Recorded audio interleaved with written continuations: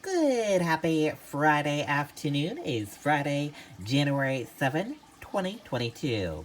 I'm Riley King, and welcome to this Friday afternoon news update right here on the Riley King Radio Network. Let's get started right now.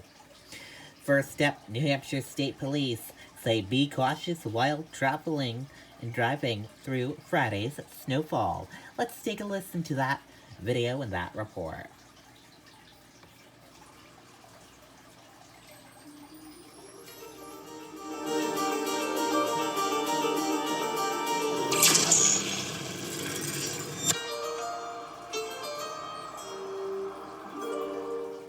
Sergeant Vince Grieco with Troop D joins us live on the phone right now. Good morning, Sergeant. We wanted to know if you've responded to any issues so far. Hi, good morning. No, as of right now, there have been no weather-related crashes. The snow is obviously beginning to fall, but road conditions are still holding pretty good at the time. And go ahead, Sean. Sorry. Give us some idea of what your concerns are in a morning like this, especially after what happened on Wednesday with all that ice out there. Are you concerned about people driving? Sure, of course. As this storm develops and moves across the state, we want to ask all drivers to exercise those winter-related driving tips that they've heard before. Obviously, reduce your speed, avoid hard braking, and leave that extra distance between yourself and others.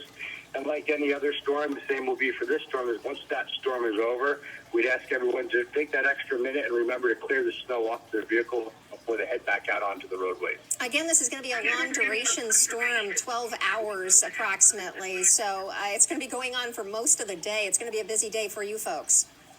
It sure is. And we have plenty of manpower, staff, and troopers out there helping anybody that needs it and helping DOT be able to keep those roadways clear for everybody to be able to safely travel on. All right, Sergeant Vince Grieco with New Hampshire State Police joining us on the phone tonight with that warning to be safe out there and certainly clear off your cars as the snow comes down today. Thank you very much. Okay, there you go on that video. New Hampshire DOT officials say drivers should postpone travel Friday morning if they can. Let's take a listen to that video from WMUR News 9. Eileen, how many crews do you have out there right now, and has COVID impacted your staffing levels?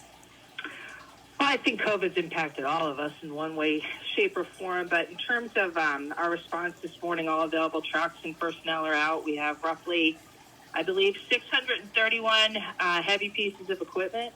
In addition, we have some one-ton and some burning equipment that we use in storms. And so we're all out, and we've been out, depending on where you are in the state, since midnight. Now, it was such a busy morning on Wednesday, as you know, because of the icing out there. How is this a different storm to tackle for you folks at DOT? Each storm poses a different set of challenges. This one is more of a snow event, and so we'll be out doing a lot of plowing. And it looks like, based on road temperatures and air temperatures, it's pretty much a statewide impact. We've been out statewide since, like I said, about midnight, with different crews coming on more like 3 a.m. But it looks like we are experiencing snow throughout the state and difficult travel throughout the state. And so if people can postpone travel this morning, that's a better thing for everyone. And Eileen, of course, we always recommend that people do not crowd the plow out there. And I'm just wondering, when it comes to this storm, how did you prepare for it? Yesterday, as we knew the storm was coming in, all of our trucks and equipment got set up and ready. We've been in action pretty much regularly since the holidays.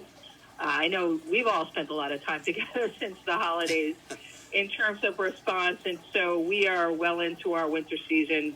We are always prepared, and so our staff was gearing up yesterday. They got some rest and went out late last night, early this morning. And really quick, Eileen, speed limits on the highways, have they been lowered?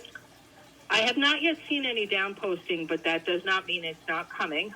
Looking at grip factor statewide, which is, the ability of your tire to stay on the roadway, grip factors are low, and so I recommend that people go slow, drive for conditions, and as you said, don't crowd our plow. All right, Eileen Meany joining us from the phone from New Hampshire DOT this morning. Yeah, those crews working as hard as they can this morning. Give them some space. Okay, and there you go on that video and that report. Seacoast area expected to get several inches of snow from the storm. Let's take a listen to that video from WMUR News 9. Aaron, we have seen some changes here. Early this morning, we did have big, heavy, wet snowflakes coming by. You can see the plow going by right now. There are probably a couple of inches of snow here on the ground at Hampton Beach. We haven't had a lot of people around, but you can see also another plow coming as well. That did take a drive around, and the roads were snow covered, and you can see a couple of inches of snow on the ground here. They're getting set to clear, make sure that people can get where they need to go. It is slow going, though, so bear that in mind. Reporting live at Hampton Beach, Ray Brewer, WMUR News 9. Okay, and there you go on that video and that report. Belmont Rep declares pandemic over during New Hampshire House debate. Let's take a listen to that video from WMUR News 9.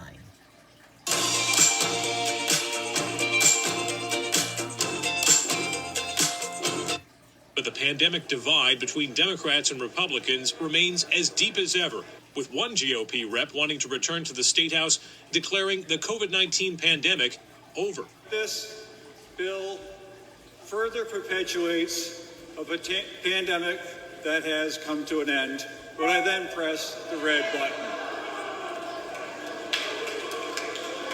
An effort by House Democrats to pass a remote access option for all House business failed along party lines.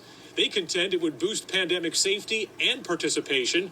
Republicans believe conducting hearings via Zoom makes things worse. The House members have come to regard each other as talking heads on a screen.